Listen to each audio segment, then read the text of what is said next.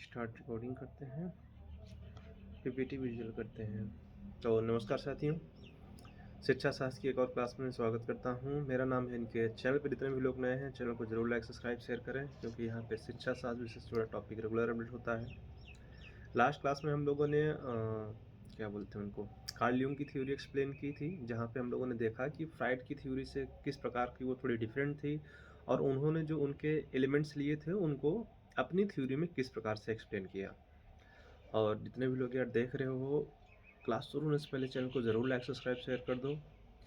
आपको videos update होते रहते हैं, रेगुलर मिलेंगे। कोई भी टॉपिक हो, पहले भी बोला हूँ कि आप प्रॉपर कमेंट करके बताएं या चैनल पे बताएं, टेलीग्राम ग्रुप में जुड़ के, कि किस टॉपिक पे आपको कोई पीडीएफ या नोट्स या कुछ चाहिए तो आपको प्रोवाइड करा दिए जाएंगे। और आज हम लोग आते हैं उनके टॉपिक पे जिन्होंने एक्चुअल में पर्सनालिटी को एक्सप्लेन किया था, जिनकी परिभाषा सबसे अच्छी मानी जाती है। तो हम बात कर रहे हैं आज, सीधी सी बात है, आलपोर्ट के। समझ गए ही होंगे आप लोग। तो अगर हम आलपोर्ट की बात करें तो हम सबसे पहले उनकी डिफिनेशन ही बात कर लेते हैं, फिर उनकी बाकी चीज़ें बात करते हैं, क्योंकि आगे की पूरी जो थ्योरी चलने वाली है इनकी डिफिनेशंस पे ही चलेगी। अगर याद हो तो जब मैंने व्यक्तित्व समझाया था कि व्यक्तित्व का कॉन्सेप्ट क्या है, ठीक है, तब मैंने समझाया था कि नियरली कुछ बुक्स में आपको 49 मिलेगा या कुछ बुक पे मिलेगा 50 परिभाषाओं का। मतलब उसमें छोटी बड़ी जितनी भी उस समय डिफिनेशंस आई थी, उन्होंने सबको सिंक किया, समझा, और देन अपनी एक परिभाषा दी, जिसमें उन्होंने बताया था कि व्यक्तित्व क्या होता है। व्यक्ति के भीतर उन मनोशारीरिक गतिविधियों या प्रणालियों का, कह सकते हो, गतिशील संगठन है, जो उसका वातावरण के साथ या प्रति एक विशिष्ट समायोजन या अनूठा समायोजन निर्धारित करता है। अब यहाँ कहने का मतलब ये था कि जो व्यक्ति के भीतर है, मनो शारीरिक का मतलब यहाँ क्या है कि मानसिक रूप से भी है, ठीक, शारीरिक रूप से भी है, क्योंकि आपका पर्सनालिटी, आपका व्यक्तित्व सिर्फ आपका ये बाहरी ढांचा नहीं है ना, कि आपकी जो फिजिकल बॉडी आपको रिप्रेजेंट कर रही है। मेंटली भी आप हैं और फिजिकली भी आप हैं। तो जब आप कहीं पे दोनों जगह से प्रेजेंट होते हैं, तब एक्चुअली में आप प्रेजेंट होते हैं। और वही चीज़ एक्सप्लेन करने की कोशिश कर रहे हैं कि जब आप दोनों रूप में एक्टिव हैं। जैसे कई बार आपने होता ना कि मन मन मोर महुआ चित्त बसौला, कि फिजिकल बॉडी आपकी कहीं और है और दिमाग में आप अंतरिक्ष में सैर कर रहे हैं, परियों के देश में जा रहे हैं, आपको बालवीर याद आ रहा है। तो वो नहीं होना चाहिए। गतिशील संगठन का मतलब क्या है कि डायनेमिक्स है, वो बदल रहा है, वो क्या है कि एक ही पैटर्न को लेके नहीं चल रहा है। और फिर आप जिस इन्वायरमेंट में रहते हैं उसके साथ आपका क्या होता है कि आपको एडजस्ट करना होता है। तो उस सिचुएशन में आप कैसे हैंडल करते हैं, कोई सिचुएशन आपके सामने आती है तो आप उसको कैसे हैंडल करती हैं, तो उसी से क्लियर होता है कि आपकी पर्सनालिटी कैसी है। तो अब इनको थोड़ा सा बात कर ले, तो इनका टाइम पीरियड 1897 से 1967 था। और उन्होंने कहा कि जो पास्ट एक्सपीरियंस होते हैं उसके बजाय क्या होता है कि प्रेजेंट में आप क्या करते हैं, इस पे फोकस था इनकी थ्योरी में। और इसीलिए इनकी जो थ्योरी होती है वो गुण सिद्धांत पे आती है, यानी ट्रेड थ्योरी कही हो जाती है। और यही हम आगे ट्रेड्स पढ़ेंगे कि मेन इन्होंने जो ट्रेड्स दिए थे वो 3 टाइप के ट्रेड्स थे। पहला है कार्डिनल, दूसरा है केंद्रीय, और तीसरा है गौण, या आपको कहीं द्वितीयक मिल जाए तो कंफ्यूज मत हो जाना कि द्वितीयक क्या लिख दिया है, ठीक है। तो अगर हम बात करें एक एक कार्ड, सबसे पहले इनके जो इन्होंने 3 टाइप के ट्रेड्स बताए हैं, यानी जो विशेषक बताए हैं, तो सबसे पहले समझ लेते हैं कार्डिनल। इतना लंबा चौड़ा जो लिखा है इसको हटा दो। इन शॉर्ट में बोला जाए कि एक ऐसा गुण, ऐसा ट्रेड्स आपका कि जो आप चाह के भी नहीं छिपा सकते, यानी आप छिपाना भी चाहेंगे तब भी नहीं छिपेगा। जैसे गांधी जी का एक एग्जाम्पल इसमें भी आपको मिल जाएगा कि उनका अहिंसा व्रत, या हम थोड़ा और रूड अगर बात करें तो हिटलर का तानाशाही रवैया। तो ये कुछ ऐसे चीज़ थे कि जिनसे आपकी पर्सनालिटी डायरेक्ट पहचान, रिकॉग्नाइजेशन में आ जाती है, आप पहचान में आ जाते हैं। और आप उससे क्या होता है कि आप छिपा के भी नहीं छिपा सकते, क्योंकि वही गुण, वो ट्रेड्स आपकी प्रॉपर पहचान है।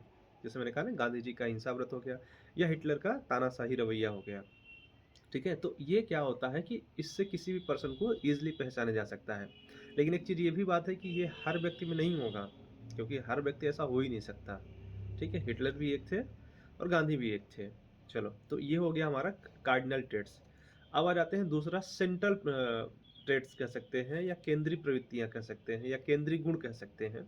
अब यहाँ पे आ जाता है एवरेज वाला कॉन्सेप्ट। सीधे शब्दों में कहा जाए इसको, आप केंद्रीय की, भले आप यहाँ पे मुख्य पढ़ते हैं हिंदी में इसके लिए, या केंद्रीय पढ़ते हैं, लेकिन यहाँ पे एक्चुअली में क्या होता है, इसको समझा जाता है एज अ औसत, ठीक है।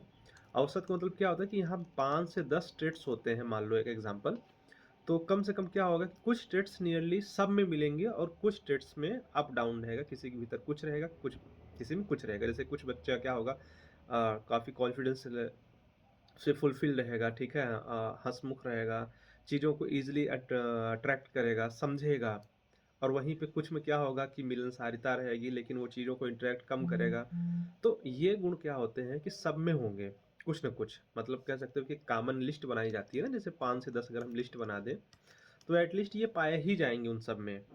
और फिर आ जाता है हमारा द्वितीयक या गौण कह सकते हैं। तो अब ये ऐसे गुण होते हैं कि जो कम मतलब इम्पोर्टेंस इनका नहीं है, ना ऑथेंटिसिटी है, ना मीनिंगफुल है, और इनको कह सकते हो कि उतना ध्यान नहीं दिया जाता। जैसे ये सब में होंगे, पर ये काफ़ी कम मात्रा में होते हैं सब में। और ऐसे होते हैं, एक तरह से कह सकते हो कि इनको हिडन भी कई जगह पे कहा जाता है कि ये छिपे होते हैं। जैसे किसी के खाने की आदत हो गई, जैसे कोई होता है कि खाते समय बात करते हैं, और बहुत कम लोग हैं कि खाते समय बात नहीं करेंगे। आपकी हेयर स्टाइल से लेके, आपके क्लॉथ्स से लेके, जो किसी व्यक्ति की समझ मतलब ऐसे समझ लो कि अगर किसी की पर्सनैलिटी को समझना है, तो इस चीज़ को समझने में ये जो द्वितीयक वाले हैं, ये बहुत कम हेल्प करेंगे, ठीक है? और इसके आधार पे अगर आप सोचो कि किसी की पर्सनैलिटी को आप अंडरस्टैंड कर पाओ, तो ये पॉसिबल नहीं है। मतलब आप यहाँ पे डीप नॉलेज उस पर्सन के बारे में नहीं पा सकते हैं, ठीक? अब आ जाते हैं इनके कुछ पॉइंट्स पे, कुछ कॉन्सेप्ट आते हैं इनके बाद। ये तो इन्होंने बता दिया कि ट्रेड्स के अकॉर्डिंग पर्सनैलिटी 3 टाइप की हो जाती है। फिर आ जाते हैं इनके कुछ कॉन्सेप्ट आ जाते हैं, तो इसमें एक आपको मिलेगा फंक्शनल ऑटोनॉमी, जिसको हम लोग बोलते हैं कार्यात्मक स्वायत्तता। कार्यात्मक स्वायत्तता का यहाँ पे मतलब है कि ऐसा काम, ठीक है, या कह सकते हो कि ऐसा उद्देश्य जिसके पीछे हम बचपन से ही आपको फोकस करा दिया जाता है। ये जैसे किसी ने पैसा कमाने के लिए शुरू से मेहनत कर ले, तो बाद में भी क्या होगा कि वो अमीर तो बन गया, पर उसमें क्या हुआ कि अब वो आदत पड़ चुकी है उसकी, कह सकते हो कि हैबिट पड़ चुकी है। तो अमीर बनने के बाद भी जैसे अगर वो 4 से 6 घंटे वर्क करता था, तो वो वर्क करना बंद नहीं करेगा। ये होता है फंक्शनल ऑटोनॉमी। वो काम तब भी करता रहेगा। ऐसा नहीं कि वो बंद कर देगा, भले अमीर बन गया है। जैसे एग्जांपल ले लो, अंबानी करोड़पति है आदमी, अरबपति है, पैसे की कोई कमी नहीं है, पर क्या काम करना बंद कर दिया? नहीं। तो ये फंक्शनल ऑटोनॉमी का एग्जांपल है कि चूंकि ये शुरुआत से होता है और ये स्वतंत्र होते हैं, सब में अलग अलग तरीके से होते हैं। फिर आता है यूनिकनेस यानी अद्वितीयता।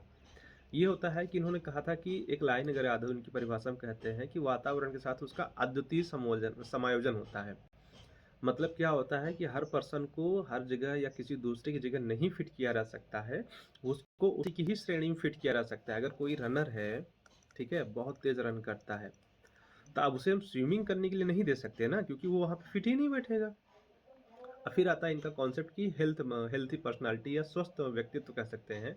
तो जहाँ फ्रायड क्या करता था, अचेतन मन अगर याद हो तो अनकॉन्शियस माइंड पे ज़्यादा फोकस किए थे। वहीं पे हालपोर्ट कहते हैं कि वहाँ की बजाय बल्कि हम कॉन्शियस माइंड पे ज़्यादा फोकस करें, तो व्यक्तित्व यानी पर्सनालिटी को ज़्यादा अच्छे से समझा जा सकता है, उस पर ध्यान देना चाहिए। तो ये इनके कुछ मेजर कॉन्सेप्ट थे। इसके बाद इनका है कि जो सबसे ज़्यादा आता है कि जो थोड़ा डिफरेंट क्यों हो जाता है, जैसे फ्रायड हमारे लेके आए थे कॉन्सेप्ट ईगो, ठीक हो, अगर याद हो तो ईड थे, ईगो थे, और सुपर ईगो, 3 भाई थे, तीनों तबाही थे। एक भाई साहब ये थे कि मुझे तनाव नहीं चाहिए, मुझे प्रिंसिपल ऑफ जॉय पे वर्क करते थे कि मुझे बस इंजॉयमेंट चाहिए, एनी हाउ डजंट मैटर।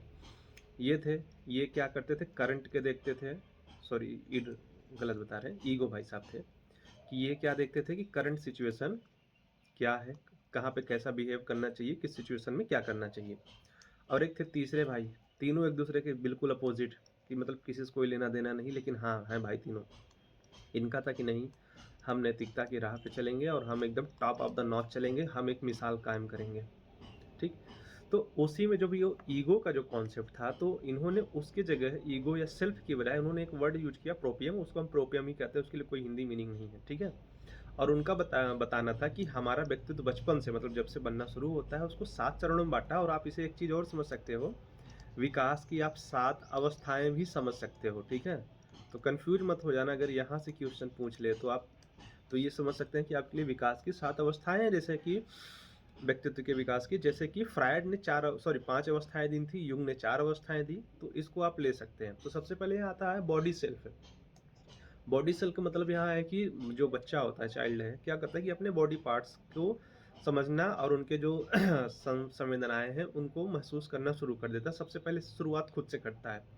फिर सेल्फ आइडेंटिटी, बच्चा यह समझने लगता है कि समय के साथ वही व्यक्ति रहता है, जैसे अपना नाम पहचानता है, ठीक है। जैसे होता है ना कि शुरू में कन्फ्यूजन होता है ना कि अरे ये उनके फूफा हैं, तो ये इनके चाचा हैं, तो यहाँ पे वो आइडेंटिटी पहचानने लगता है कि पर्सन एक ही है, बस उसकी टर्म एंड कंडीशंस बदल जा रही है, तो इस चीज़ को अंडरस्टैंड करना शुरू कर देता है।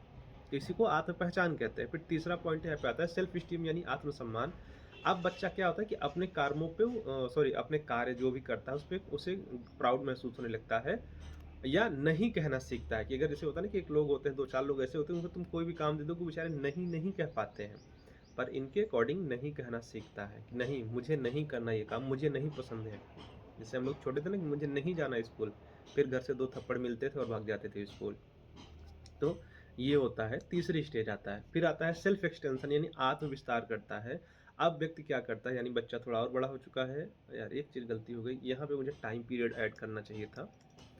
कोई बात नहीं, हम टाइम पीरियड इसको जब पीपीटी देंगे तो टाइम पीरियड ऐड कर देंगे, लेकिन अगर आप लोग बुक पढ़ेंगे तो आपको मिल जाएगा, तो कन्फ्यूज मत होना। आत्मविस्तार में क्या करता है कि जो पर्सन अब है, वो जितनी भी उसकी थिंग्स हैं, फैमिली है, जो उसके भी शौक्स हैं, ठीक है? उन्हें क्या होता है कि अब उन्हें व्यक्तित्व का हिस्सा मानने लगते हैं। जैसे यह मेरा खिलौना है, पड़ोसी का नहीं, ये मेरा खिलौना है, उसके पास है तो मतलब मेरा है। फिर आत्म छवि, अब वो अपनी सेल्फ इमेज को समझने लगता है कि दूसरे उसके बारे में क्या सोचेंगे और उसे कैसा होना चाहिए।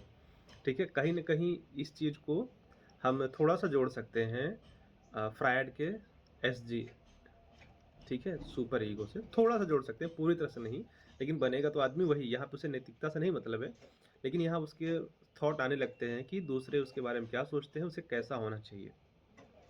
फिर सेल्फ रिलेशन कॉपर हो जाता है, यानी तार्किक समाधान करने के रूप में। यानी अब क्या होता है कि जो किशोर है, अब बड़ा हो चुका है बच्चा हमारा, ठीक है? उसकी पर्सनैलिटी भी काफ़ी ग्रो हो चुकी है।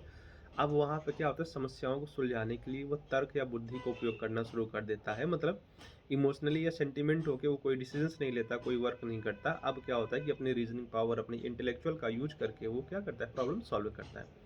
फिर आता है योजनाबद्ध प्रयास आता है, यानी प्रोप्रिएट स्ट्राइविंग यानी भविष्य के लक्ष्य निर्धारित करना।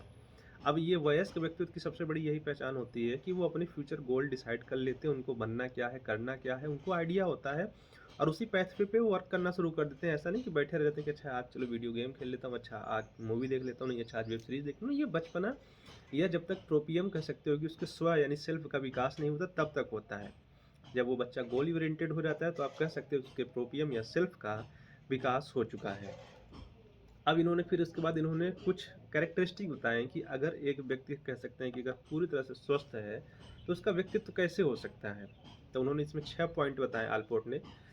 जो सबसे पहले है कि वो आत्मविस्तार करता है। वो अब सिर्फ़ अपने बारे में नहीं सोचेगा, दूसरों के बारे में भी, समाज के बारे में भी सोचता है। और यही चीज़ अगर याद हो तो फ्रायड का जो सुपर ईगो है, वो यही तो करता है। नैतिकता स्थापित करने का मतलब क्या है? कि भाई हम दूसरों के बारे में सोच रहे हैं, हम अच्छा काम तभी तो कर रहे हैं, सिर्फ़ अपने लिए तो अच्छा नहीं सोच रहे हैं ना। तो मतलब हम केवल अपने बारे में नहीं बल्कि दूसरों समाज के बारे में भी सोचना शुरू करते हैं। फिर दूसरों के साथ वो जोशी के साथ मिलना, यानी अब वो क्या होता है, किसी के साथ सिम्पैथी और प्रेमपूर्ण संबंध रखना शुरू कर देता है कि हाँ, हमें सोसाइटी में रहना है तो लोगों से घुल-मिल के अपना बातचीत करके अपने काम को करते रहना है। फिर भावनात्मक सुरक्षा यानी इमोशनल सेफ्टी की बात करते हैं, तो यहाँ पे कहता है कि वो अपनी कमियों को स्वीकार करता है। यानी अगर उसके अंदर कोई लैक है, कोई प्रॉब्लम्स है, समस्या है, तो क्या होता है कि ऐसे लोग जिनकी व्यक्तित्व बढ़िया डेवलपमेंट है, कह सकते हैं पर्सनैलिटी, तो वो क्या होता है कि अपनी कमियों को स्वीकार करेंगे और छोटी-छोटी बातों पे इरिटेट या रिएक्शन नहीं देंगे, उनको सुनेंगे, समझेंगे और उनको क्या करेंगे कि ट्राई हार्ड करेंगे कि हाँ, इस चीज़ को मैं मॉडिफ़ाई कर पाऊँ, इसी रूप में न रह जाऊँ। फिर आते हैं चौथा पॉइंट, जो सबसे अच्छी चीज़ है कि जो मैच करता है कहाँ पे, ध्यान देना एक चीज़, भले ये फ्रायड की लोग अप्रोच करते हैं, विरोध करते हैं, पर जो फ्रायड का ईड, ईगो और सुपर ईगो है, ठीक है? हर किसी की थ्योरी में कहीं न कहीं से कुछ न फैक्ट्स, अगर आप इसको पढ़ना शुरू करेंगे फ्रायड की थ्योरी को, तो सिमिलर कुछ न कुछ मिल ही जाएँगे। और फिर दूसरा इनका जो कॉन्सेप्ट था चेतन, अर्धचेतन और अचेतन। आप कोई भी थ्योरियाँ पढ़ेंगे पर्सनैलिटी के रिलेटेड है, तो कहीं न कहीं फ्रायड का कोई न कोई कॉन्सेप्ट अगर आप ध्यान से देंगे तो वो आपको मिलेगा। ऐसा हो नहीं सकता कि फ्रायड छोड़ दो। जैसे कि अगर हम बुद्धि जब पढ़ना शुरू करते हैं, तो इंटेलिजेंसी की थ्योरी में बिनेट का पहला नाम आता है। फिर उनका जो इंटेलिजेंसी मेज़रमेंट का टूल था, उससे परफेक्ट लोग लगे हैं बनाने में, लेकिन उनके नाम को हटाए बिना काम किया ही नहीं जा सकता। और फिर जो सारी इंटेलिजेंस की थ्योरी की तरह से आधार बनी स्पीयरमैन की GS factor theory, two factor theory जिसे कहते हैं, तो उसी तरह फ्रायड की भी अपनी अब थ्योरी है कि आप उसे निग्लेक्ट नहीं कर सकते चाह के भी। तो अब यहाँ पे क्या होता है, ये ईगो से रिलेटेड है। ईगो भी तो यही करता है कि आप कल्पनाशीलता में नहीं जिएँगे, आप इमेजिनरी वर्ल्ड में नहीं रहेंगे, आप वास्तविकता में क्या कर रहे हैं, कहाँ हैं, इन सब पॉइंट्स पे वर्क करते हैं। कौशल और कार्य का मतलब होता है कि वो अपने काम में निपुण हो चुका है और उसमें वो क्या होता है कि अपनी निष्ठा दिखाता है, ईमानदारी दिखाता है। हॉनेस्टी इज़ द जो बेस्ट पॉलिसी कही जाती है, उसका यूज़ करना शुरू करता है अपने कार्य के लिए। फिर आता है आत्मवस्तनिष्ठा या अंतर्दृष्टि, हाथ से कह सकते हैं इसको। यहाँ मतलब है कि वो खुद को अंडरस्टैंड करता है और खुद पर भी हँसने की क्षमता रखता है और अपनी गलतियों को लाइटली लेता है कि हाँ, ये हम हुई तो हम सुधारेंगे। उसको ये नहीं होगा कि वहाँ लड़ जाएगा, अरे नहीं कैसे बोल दिए तुम। जैसे पिक्चरों में दिखाता है ना कि हीरो को गलती बताओ तो वो सुधारने की कोशिश करता है। विलेन को गलती बताओगे तुम्हें को निपटा देगा अगर उसे सही सजेशन दोगे तो। तब यहाँ पे वही चीज़ होता है कि वो खुद को भी अंडरस्टैंड करता है, खुद पे भी जोक बनेगा तो हँस के लाइटली ले लेगा, जबकि यहाँ पे दूसरे पे भी किसी को बना दो, गुस्सा हो जाएगा, मार लेगा, दौड़ा लेगा तुमको। तो यहाँ पे ओवर हुई हमारी प्रॉपर आलपोर्ट की थ्योरी। इनकी डेफिनेशन से याद रखना, इनके जो टाइप्स जो इन्होंने ट्रेट्स बताए जैसे कार्डिनल, ठीक है, केंद्रीय, ठीक है, गौण, और फिर जो उनका था कार्यात्मक स्वायत्ता, स्वायत्ता और प्रोपियम। इन पॉइंट्स को आप अच्छे से याद रखिएगा नेट के एग्ज़ाम में, खासकर नेट जेआरएफ हो गया या आप टेट सीटेट जो भी देख रहे हैं, तो यहाँ पे इन्हीं से क्वेश्चंस आएंगे। ठीक है, कॉन्सेप्ट इनका पूछेगा, इनकी डिफिनीशंस पूछी जाती है, फिर इनको जो ट्रेड्स बांटे थे उनके बारे में पूछा जाता है, फिर जो इनके मेन एलिमेंट्स थे कि कार्यात्मक स्वायत्ता क्या, फंक्शनल ऑटोनॉमी क्या है, ठीक है, प्रोपियम क्या है, ठीक है, और विकास की अवस्थाएं क्या हैं, तो यहाँ से सारे क्वेश्चन पूछे जाते हैं। अब अगली बात, ग्रेजुएशन के बच्चों के लिए एक थ्योरी और बचती है आरबी कैटल की, जो कि हम नेक्स्ट पढ़ा देंगे। इसके बाद इनका मापन कैसे किया जाता है ये ज़रूर पढ़ लेना, ये हर किसी के लिए काम के लिए है। और जो थ्योरियाँ बच रही हैं, तो जैसे आइजन की थ्योरी है, ठीक है, अभी और थ्योरियाँ हैं, और अब्राहम मैस्लो की थ्योरी है। हाँ, मैस्लो की थ्योरी तो पढ़ाना है आप लोगों को, वो तो आएगा, वो लर्निंग में भी आता है, वो कॉमन थ्योरी की जो लर्निंग में भी आ जाती है और पर्सनालिटी में भी यूज हो जाती है, तो वो पढ़ाना है, और इसके बाद आपका पर्सनालिटी क्लियर हो जाएगा। फिर अगला टॉपिक हम लोग शुरू करेंगे। और जितने भी लोग यहाँ तक देख रहे हैं, यहाँ तक आ रहे हैं, आप चैनल को ज़रूर लाइक सब्सक्राइब शेयर करो। मैं कोशिश कर रहा हूँ, मेहनत कर रहा हूँ, एक लाइक शेयर सब्सक्राइब भी तो एक अंगूठे का सपोर्ट चाहिए आपका। मैं पेन से सपोर्ट कर रहा हूँ, आप लोग अंगूठे से सपोर्ट करिए, और मिलते हैं आप लोगों से नेक्स्ट क्लास में। तब तक के लिए थैंक यू।